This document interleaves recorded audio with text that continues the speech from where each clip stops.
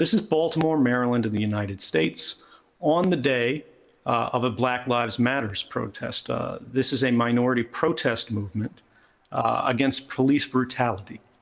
And one of the interesting things we saw was an FBI surveillance plane during the entirety of the protest was simply doing orbits again and again and again and again. And the only reason they do that in this kind of way is to form a census of which phones are in the area on the basis of their radio identifiers, right? Again, those globally unique or universally unique identifiers that are baked into hardware.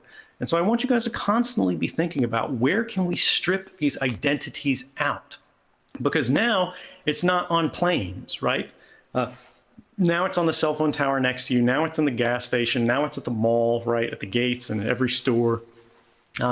And this is something that's going to continue to get worse. And like, where is this going?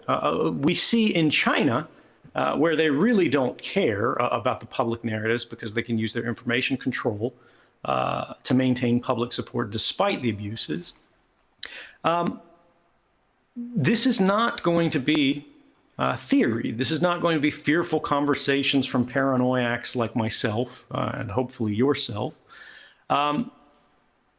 This is going to be everyone. This is going to be your neighbors. This is going to be your family. This is going to be people who don't understand politics, who don't understand technology, because they don't have time, right? They have other obligations. They have other things they've dedicated their lives to, and they're just trying to get through the day.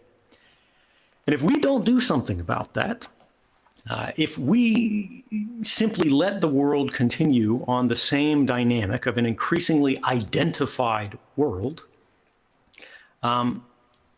we are going to find that we no longer have the power to resist, because we no longer have the power to coordinate, the power to collaborate, because all authority has become centralized. Centralized through decentralization. And I know everybody in here sees decentralization as the holy word, right? And it can be good, particularly when we're talking about disrupting these established orthodoxies. But what they are doing in centralizing authority through decentralizing it is they're actually just spreading what used to be quasi or fully governmental authorities to deputies, right, that work very closely with government. When you think about Facebook, you think, centralized repository, and you're absolutely right.